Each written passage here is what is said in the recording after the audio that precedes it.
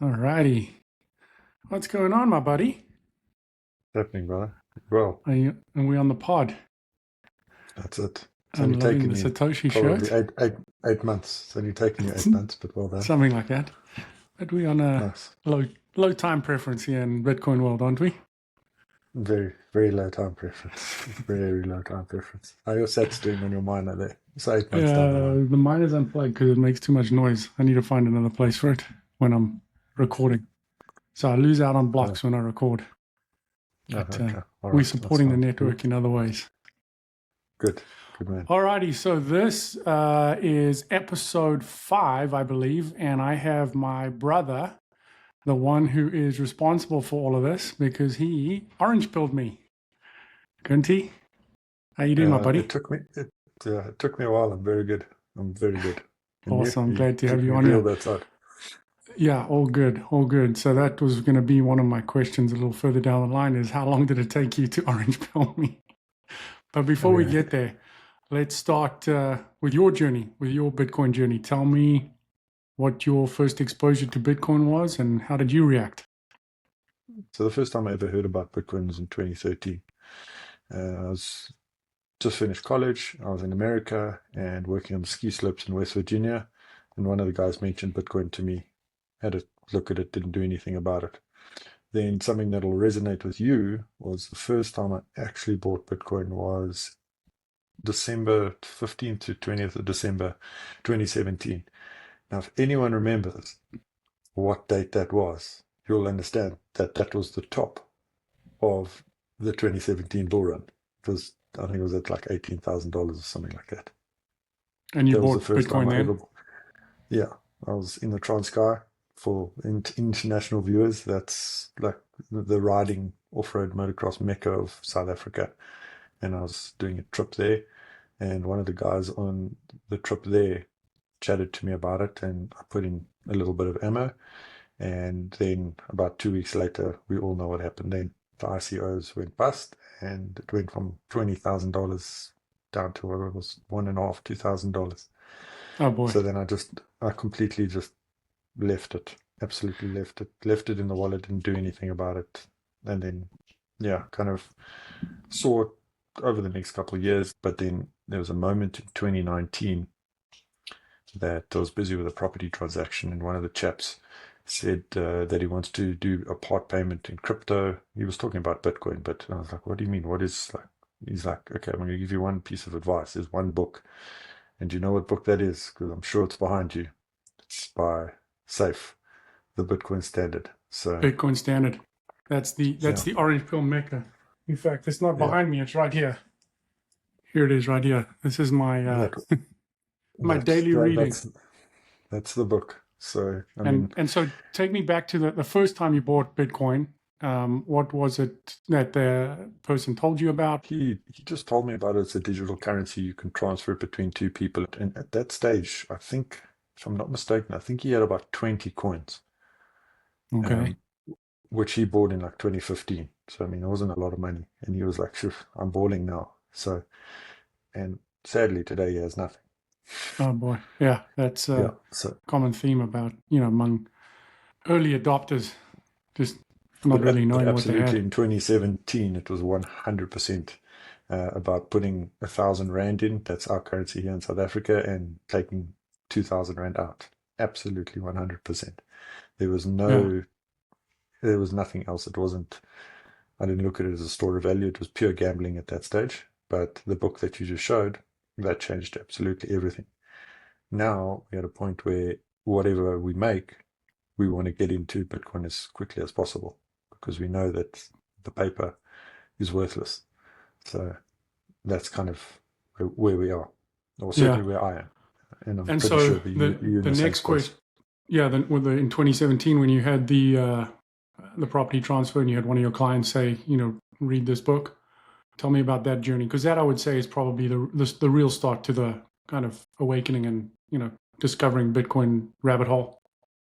Yeah, I mean, I don't know how long it took me. It might have taken me about 5 or 6 days to read it because in the time that I was read it, I had an operation, so I had nothing really I could do. So I was lying on my back a lot. Just I was reading, So I'd read a couple paragraphs and then research, read a couple paragraphs, research, scroll Twitter, check. Then after that, got introduced into podcasts, which then took me down the complete rabbit hole. Was What Bitcoin Did by Peter McCormack. And I mean, he's an absolute OG in the Bitcoin podcast. So it went from Safe's book to podcasting, and then from podcasting, all the other books that came up in the podcast episodes. I mean, the crypto sovereignty, I think Eric Cassin's books. I mean, I've got hundreds of those Bitcoin books. Mastering Bitcoin by Andreas Antonopoulos, all of those stuff. Pretty much everything I've read. What was it that going down the rabbit hole that you were like completely blown away by? What was the main takeaway? Understanding how we get bullied as individuals, and figuring out that Bitcoin is a mechanism to unbully yourself from the bullies. So basically saying that you can take back your freedom and your time and your private property. And that to me is a massive thing. Being able to transfer wealth without having an intermediary, when I want, how I want, as much as I want, to anyone in the world. And they can't ask me, who's this for, what's this for, where did you do? I don't care. It's not your money, mate. It's something I've earned. It's my time. I've put into it, and that's how it should be. Yeah. So for anyone that's listening that doesn't know what he's referring to there in terms of the bully aspect, you want to unpack that a little bit for us? The bully is in terms of the central authorities that control the money in the world. So in America, it's the Fed. In Europe, it's the European Central Bank. And in where I live, they call it the Reserve Bank, but ultimately it's the same thing. Those people are, well, people. It's an organization that controls the monetary, the number of monetary units that circulate in an economy. It's the central banks in the Fed, but ultimately the Fed controls everything else around the world. So it's the Fed. And so what he's referring to there is the monetary units where they are able to print more money without doing any work and insert these new monetary units into an economy, and the effect that that has on the existing monetary units that you and I have worked hard to quote unquote save is it dilutes the purchasing power of those monetary units and thereby steals your labor from you and steals your future certainty by removing the power of that currency. That's correct, 100%. And in America, it's probably less in your face. Well, now since 2020, it's a lot in your face. But for the last 10 years in South Africa, it's been really, really in your face. And even when you were still living in the country, we couldn't figure it out. We always had to worry about exchange controls and exchange rates when we were running the business that we had together. We couldn't price anything because one week it could be $17, 17 Rand to the dollar, and then the next week it could be 18.50. And you can't automatically pass on that cost to your consumer because your consumers are going to say, no ways, I'll go somewhere else. So that was something you and I both could never figure out. I mean, we knew what it was, but we didn't know the underlying reason for it. Yeah, the mechanism behind it that caused. Certainly I didn't. Yeah. Okay, so tell me more about the rabbit hole. So you first, you read Bitcoin Standard, you start doing research, on the claims that he's making. You see that the argument that he has holds a lot of water. You know that you get exposed to this whole world of money printing and debasement and dilution and theft at the end of the day. What was the next sort of step down the rabbit hole where you're like, oh my goodness, this is crazy? Like the rest of the world's basically living in the matrix. Yeah, absolutely. And then the next one was scarcity. For me, it's like, okay, they say there's 21 million. Let me go and figure this out and actually prove to myself that there are 21 million. Run a node, do that. Run transactions, get transactions off the exchange. That to me was one of the biggest stressful moments of my life, was because I only really got to understand moving coins off the exchange in like end of 2020. And I always thought that if your coins were on the exchange, they were yours. But then people kept on talking about private keys, and I was like, what are they going on about? And I clearly remember Googling, if your Bitcoin is on an exchange, do you hold the private keys? And it was like, no, you don't. I was like, what does that mean? And then the first time I downloaded Trust Wallet, which is, I don't recommend this to anyone, to put more than $1,000 on there. And then I moved the equivalent, I moved $1,000, and I waited and I waited and I waited. And it took like 2 hours. I was like, oh, goodness, I've lost my money. But then I was like, no.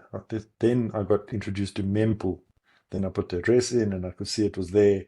So then you move more. So it went from like $1,000 to like $20,000. It wasn't all my money, but at the time I was like, this is the best thing to do. We need to put in cold storage. So then it was like, okay, cool. I'm more comfortable with that. Now, like you do a transaction, it's like opening up your email app kind of thing.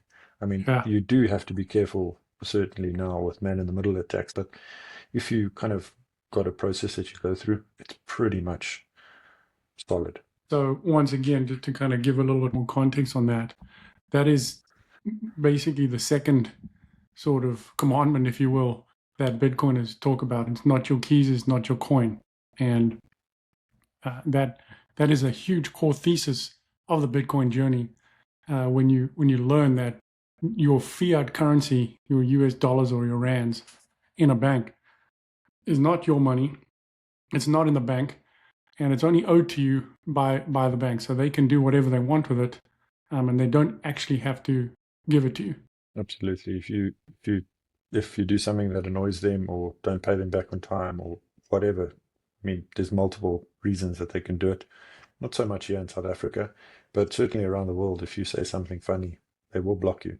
Whereas with Bitcoin, if it's in cold storage, they can't stop the transaction. The only way they could stop the transaction, obviously, to the more technical guys and the more guys that have been in the game for longer, is if you go from cold wallet to an exchange and they block the exchange, then you've got a problem. But if you go peer-to-peer, you can't. It's never, ever, ever been done, and it can't. Mathematically, it cannot be stopped. There's too many nodes around the world that are decentralized that can, authorize that transaction. Correct. So that's a key concept in your Bitcoin journey, is this concept of permissionless money. And no one really knows that the money that they hold outside of Bitcoin is not permissionless money. You actually have to ask permission from a centralized authority in order to transact with your own money. In theory, your own money. And you start realizing it's actually not your own money. So the whole system just becomes crazy when you think about it, that you expend your life force, your time, effort, and energy, which is finite, for these pieces of paper that, one, these people can just print out of thin air, and two, when you store it in a bank, it's actually not yours, and you still have to ask permission, to be able to transact in it. And then on top of that, you have to guard against the debasement of that currency, the dilution, where you are then forced to take on gambling, take on risk through the process of gambling to try and buy so-called assets in the stock market just to re-earn the money that you've previously earned to kind of stay at the same purchasing power. I mean, it's bonkers. As I've said to you 100 times before, either we are absolutely cooked or we've figured something out way before anyone else. But what you just said, 99.9% of people do not understand. They think they need to work a 9 to 5, earn whatever they earn, $100,000, put $35,000 into the S&P 500 to just stay ahead of the debasement that they're getting it. They say it's 3%, which is absolute rubbish. It's north of 10, probably closer to 15% per annum per year. And then that's in a dollar currency. Now you've got to take people living outside of the dollar currency with the currency slides where it can be 20, 30% a year. So how on earth do you ever keep up with that? You can't. So a lot of people, that's why they do gamble. Just a side note, today I drove my father-in-law's car to work, and it doesn't have Apple CarPlay, so I wasn't listening to podcasts, and I was listening to the radio, and my drive to work is 15 minutes, maybe 20. I heard 5 gambling advertisements from different gambling companies on the radio. 5. We call them gambling companies now because what he's referring to is actual legitimate. Gambling companies like you put money. I thought you were saying no gambling companies like you put 500 rand in a slot machine. Okay, so legitimate casinos. Legitimate casinos. But In And 15 that's, minutes. It was, yeah, that's when you know I was you're like, in what we call peak fiat, where society has just got to the point where, you know, you have to gamble because if you don't, you're just getting completely left behind. And then obviously the effects of gambling just, exacerbate the problem. But I call investment houses gambling houses as well because, you know, the next concept that you get introduced to in Bitcoin is this concept of counterparty risk. And that was a big one for me. It's like, well, what's wrong with, buying the S&P 500 or buying shares in Apple or Tesla or Facebook or whatever it is, these blue chip stocks. And you start realizing there's a couple things in the counterparty risk space that put your money at risk. One is you're handing over authority, in terms of the control of the company, is put in one CEO's hands, and how do you know that that guy's not going to make the right decision every time? And he can't make the right decision. So, you will be impacted by a decision that he makes. That's the one thing. And the other thing, which is also, more pernicious, is they can issue more shares whenever they want and thereby dilute your holdings of that company. And so you're just completely out of control. Whereas if you turn that around on Bitcoin, if you own one Bitcoin or half a Bitcoin or a tenth of a Bitcoin, you own that tenth of a Bitcoin and it can never be diluted. It's whatever you own over 21 million. And so, that's but you see, a lot of people don't understand the scarcity aspect of it. And another thing is unit bias. That's a massive issue that Bitcoin faces. Is they look at coin market cap, they look at Bitcoin at whatever it is now, $113,000, and they're like, wow, I can't afford $113,000, but fiat coins at like 7 cents. Let me buy $1,000 worth of fiat coin, and yeah, they don't understand that it's not the same. It's right. got nothing to do with each other. But investment It's houses here as well. I mean, I deal with them on a day-to-day basis, but a day-to-day basis, on investment houses, banks, whatever. And the amount of money these guys are spending on absolute, in my opinion, rubbish, where they could take a percentage of that, put it into Bitcoin for their clients. Just wait 4 or 5 years. They'll outperform themselves 100x. yeah. But they just won't do it because it goes against everything inside them that they need to justify their existence first of all. That's a massive thing. You and I both know a person. I've spoken to him since 2019 about it. Yeah. And he used to be my financial advisor. What's he going to advise me on? He can't. He can't tell me where to put money because how does he know? He gets directed by someone else, he gets directed by someone else, he gets directed by, and everyone is taking a piece of the pie. Whereas if you Right. buy Bitcoin, you do a market order, you get your Bitcoin at your price, and you move it in cold storage. And you leave it there And for this a year, is, you don't have 2%. yeah, that's one of the downstream effects of fiat currency, where governments and central banks are able to print money, is it creates this industry of these so-called financial advisors that are, advising you on what gambling, stock to take in order to just try and beat the hurdle rate. And they have to justify their existence, and their incentive is that they keep you in the system. And so there's Wall Street is still majorly pushing back on Bitcoin as a whole. Yeah, there's sectors, there's pockets within Wall Street that are starting to get it, um, but there's a massive incentive to keep the old institution alive and running and extracting from the poor and middle class and siphoning wealth to the rich. And I think the more Bitcoin podcasts that get started, the more people, wake up to this complete scam of fiat currency. More and more people, there's going to be more adoption of Bitcoin itself.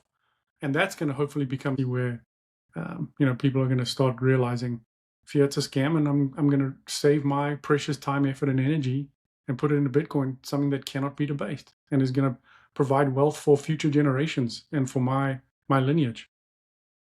Absolutely. I mean, 2008 happened. 2020 happened, and now 2025, 2026, 2027. We don't know when it's going to happen, but it is going to happen. Mathematically, Yeah. it has to happen. They can't, Yeah. as Larry says, nothing stops this train, or the I think it's or Lynn that says whoever it that, but was, Lynn. Nothing yeah. stops this train. But yeah, it's just doesn't work. And what he's referring to there is this concept of fiscal dominance, where the U.S. government, particularly, is running $2 trillion trade deficits every year in terms of what they spend compared to what they bring in taxes, and they are currently sitting at 37 odd trillion in debt. And it's so big a number that there's no ways they can get themselves out of this hole that they've dug themselves into. And the only way that they're going to be able to delay the inevitable crash is to print currency and debase the US dollar, and therefore debase everyone that's holding dollar-based assets. And it's coming. I think there's something like $9 trillion worth of debt that needs to be refinanced now in October, November this year. Yeah, Explain to me how where's they're it going coming to do from? that. And Yeah, how so governments have done that, or how the US government has done that in the past, is there's been a buyer of last resort, which is the Federal Reserve, where they come in and start buying government bonds to suppress the return, or the rate of the treasury bonds. And basically the way they buy it is they just input numbers into a screen and create this money out of thin air. And so the rest of the world has to go and actually spend their finite life force time in order to earn the stuff. And there's just no ways they can keep up with the hurdle rate. So coming back to the Bitcoin journey, let's keep it um, a little bit more basic now. What was it like trying to orange pill me? like hitting my head against the wall for 2 years. No, it was a learning curve for me in patience, but yeah, you know what? I It always looked probably up to you did. I because don't know the exact time, but it probably did take you a couple years. well, yeah, I mean, I'm pretty sure you started buying at the end of 2021, maybe, or 2022, somewhere there. Something like that, yeah. Yeah, something like that. And I probably, maybe 18 months. I'll give you a benefit of the doubt. 18 months. So, and Some say I'm I'd always stubborn, look up. others say I'm very focused. Yes, I would go on the first one. Um, I did look up to you because you read all these books. I thought you were Robert Kiyosaki's nephew I mean, you had every single one of his books, and you read all the finance books, all the real estate books. I mean, you came from a real estate background. You worked in real estate in South Africa and in America. So that was your frame of reference. Yeah. And I mean, we spoke about it. You were like, no, I want to be FIRE, that whatever that thing stands for. And Financial independence, retire early. that one, yeah. And I still remember where I was when you said to me, my goal is to buy one rental property. I was turning off the highway onto to get home. It's like one property. That's why. Anyway, and then I think you know what I'm going to say next is the thing that I said to you that I think the penny might have dropped halfway down. Is I said, you do know that the Fed prints money?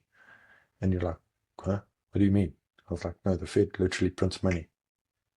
And you're Yeah. like, I know where I okay. was. I was turning off a highway as well. And you said that to me because you asked me what my goal was. And I said, well, I'm just going to keep earning more dollars and try and, expand the dollars. And he said, you do know the Fed prints money and they're going to debase you. And I'd heard of money printing before. I think we've all heard of money printing, but we don't actually understand the concept of it. And it just clicked. I just realized, oh my goodness, there's no ways, there's nothing that I can do as good. And I'm bang average real estate investor. But even if you become the most skillful real estate investor on the planet, there's nothing you can do to outrun the money printer because it's a press of a button.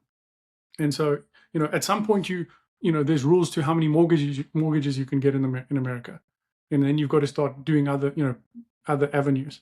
But in general, you just cannot outrun the money printer. I mean, COVID was a prime example, and luckily it was kind of still fresh in our minds because it was 2022, 2023, that sort of time frame.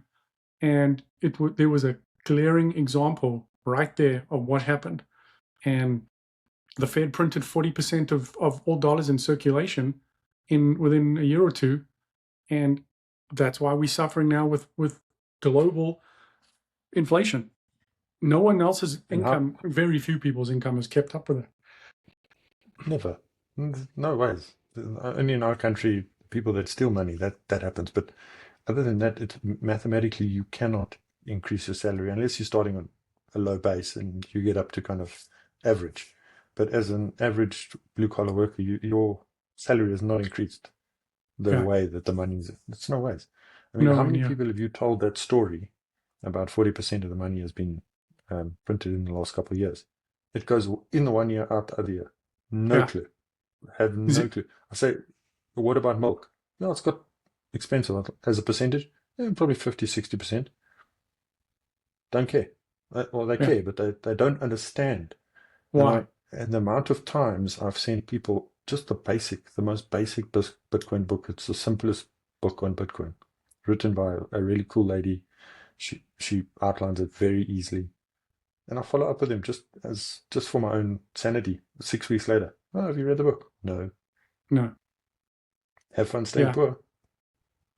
I know that is one of the So one of the Bitcoin isms is have fun staying poor. I mean, you can't save everyone. Um, that unit bias is a big thing. It's Larry Lepard discusses that. He says, people say they can't buy this thing at 117,000 when you bought it at 10,000, and that's an ego and an intelligence test. And the way he frames it is, look, I bought seats on the lifeboat cheaper, but you're on the Titanic now and it's going to go down. Do you want to get on the lifeboat or not? And most people just get jealous of the fact that there's people.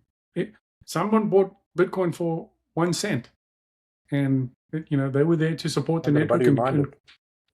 yeah. So Didn't pay anything for it. So I mean, other than the electricity that expand, well, he used university Wi-Fi and electricity, so he didn't pay for it. So it cost him good, nothing. good for him. So yeah, Good for exactly. him. And then you get guys that I've not advised, but I've helped in my circle, and they bought at 58,000, and they bought a lot. And now it's at like when it was at 125, they were like, "Should we sell? Should we sell?" I said, "No, why? No, I want to. Apparently XRP." I'm like, "Guys, come on! Like, do you not understand what you have?" No, well, I Yeah. want. I said, "Do what you want. It's not my money."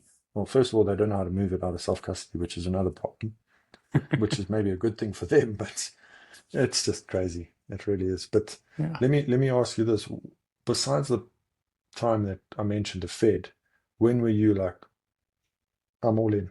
What was a deciding factor for you? It was a culmination of a couple things.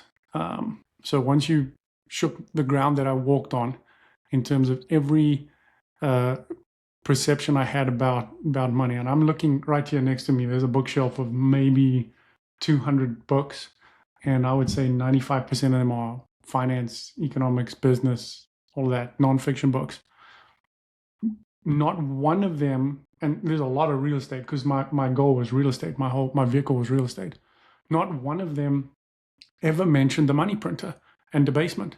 Yeah, they mentioned inflation a little bit, but it was like inflation's 2% and you can get, you get your ROI at 10, 12%. And it's like, well, inflation doesn't really matter. But all those numbers are cooked. So to answer your question, that book that I showed, The Bitcoin Standard, it's not an easy read. And I thought I knew a fair amount about, money and economics. And I actually, to be very honest, I started reading it twice and kind of nodded off. And I don't know what it was, but the third time, it might even have been when you said, they're printing. Something took over me, and I read that book in a day or two, and I think I've reread it a couple more times since then. But then you also go down the rabbit hole and you start watching, you listen to like the What is Money podcast. That was incredible, the Sailor series. And then you start asking yourself, what is money? Because you've had this idea about what money is that's been programmed into you from previous generations, from when you were really young. And obviously everyone gets programmed differently, but you have to kind of go back and unlearn and then relearn what money actually is. And then you learn the history of money. To be honest, I don't have a crystal, clear cut answer in terms of what it was. It was a progression. It was learning, and it's I'm still learning. I feel like I've just started scratching the surface. I can now have a conversation with almost anyone about money and finance and economics, and I'm way ahead of 99% of the people there, the people that just don't understand how Bitcoiners view the world. And it's a lot of people that have earned a lot of dollars and hold a lot of dollars, and they still don't have a clue about how this whole system works with money printing and yield curve control and fractional reserve banking. It's just, hey, I'm going to take my $100,000 and put it into whatever you want, the S&P 500, whatever, and I'm getting 8% and I'm making 8% on my money. And as soon as I say to them, well, you're actually not making 8% on your money because the money supply grew by 10, 15, 20%. So while nominally you think you've made money, yeah, you've got more currency units to your name, but the purchasing power has gone backwards. And most people don't get it. And that's why I called, the podcast Measured in What. If you're measuring things in dollars, where the denominator can be arbitrarily increased at, push of a button, it's like trying to measure with a ruler that changes its numbers all the time. Just not going to work. It's crazy to think that 12 people control 6 billion, 7 billion people's financial outcomes every couple of weeks when if FOMC talk or whatever. I mean, you just go on Twitter a couple hours before that. Oh, it's going up, it's going down, it's going sideways, it's bearish, it's bullish, it's dovish, it's this. 12 people. It's just absolutely absurd that and then that is the ask amount people, of control that. Yeah, you ask people if they live in a free market, and they say, yeah, capitalism's great. We live in America; it's a free market.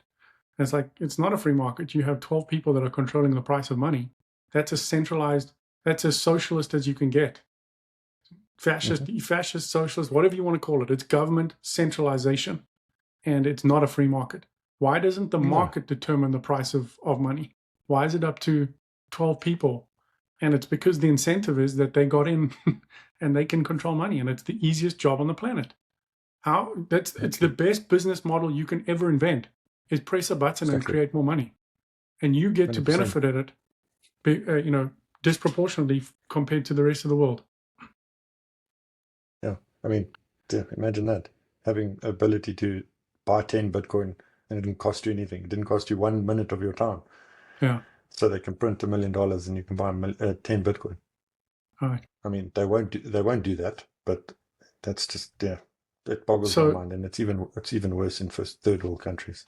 Yeah. So to kind of round out the podcast, because we've got a little bit of a hard stop in time, what, other than the money, have you learned about going down the Bitcoin journey? Other than the money, well, ultimately the money, it's got multiple factors of it. I mean, you think of the money, and then you start on the big pharma, and you start on the big corporations, and you start on everything, war, all of that. So it's not only money. There's a lot of like sidekick things that come out of it. Every single thing I look at now, I'm like, I reverse. Oh, if there was a hard money, won't happen, can't happen. So money, hard money, this is not fiat, hard money, I reckon will solve 95% of the world's problems. Yeah. But that's if people are educated and understand what hard money is. Because 99% of people that you speak to, if you mention Bitcoin, they straight away think of Nigerian scammers, certainly in South Africa. Yeah. 100%. They think of, oh, it's a scam. I heard my auntie got scammed. It wasn't Bitcoin. It was your auntie being stupid. Yeah. You can't get 10% per day on your money.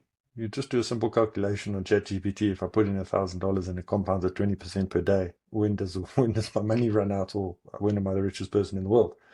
Yeah. There's a simple calculation like that. So basically, to round it off, money is the root of all issues in the world. And if that was fixed, broken money, a lot of it, broken money, broken money. Yeah, broken money. And let me ask you that question straight back at you. Yeah. when you start deprogramming yourself from the fiat mindset, the fiat disease, you start seeing things completely differently. And yes, you do see the downstream effects of broken money. And you realize that, as you said, almost all problems that society is experiencing right now come as a result of broken money and fiat money and the ability for the whole system to be extractionary and theft. And it's the small few that benefit while the rest of society doesn't. But the beauty of it is that you now have an off ramp. You can escape. There's an escape hatch from the system, and it's called Bitcoin. Because Bitcoin's decentralized, no one controls it. You don't need permission for it. All of that. And so, a lot of people's major stress in their life is money and being able to afford to fund the lifestyle and the safety and the security that they're looking to fund. And people know they're getting, debased. They just can't put their finger on it. People can feel that it's like walking on a treadmill or running on a treadmill, and it just keeps getting faster and faster. And, almost no one can keep up with it. It starts making you look at things differently because you now are not forced to react immediately like you would in a fiat currency where you have to have a high time preference mindset. You get the luxury of a low time preference mindset where you don't have to, take gambles. You can literally just sit and relax. And that's the beauty of that.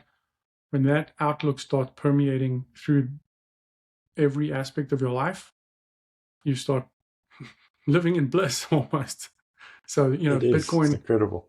yeah, it's like, oftentimes I'll not often, it's kind of reduced over time, but there would be times that I would have sleepless nights thinking, I don't have enough money. And then you start thinking, well, what is money, and going down that rabbit hole. And when you realize that Bitcoin is the safety net, it's a beautiful thing. It absolutely is. Just one more thing before we cut off. I started my current career 1 year ago tomorrow, and 1 year ago I decided I'm going to buy 1 hour of my time every single day in Bitcoin. So I would take my salary, and every morning at 6 o'clock I buy 1 hour of my time, no matter the Bitcoin price. And obviously every month I also get a pension I pay a pension because that's legal, you have to do it. So my pension currently is down -3% over a year. So I've actually gone backwards probably 20% in purchasing power.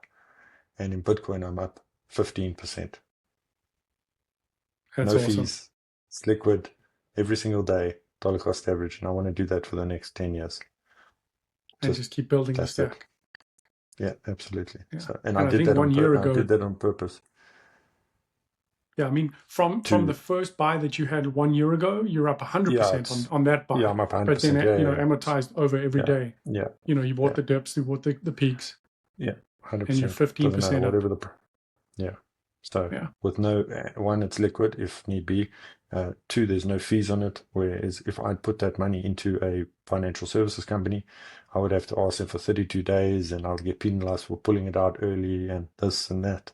It's just crazy.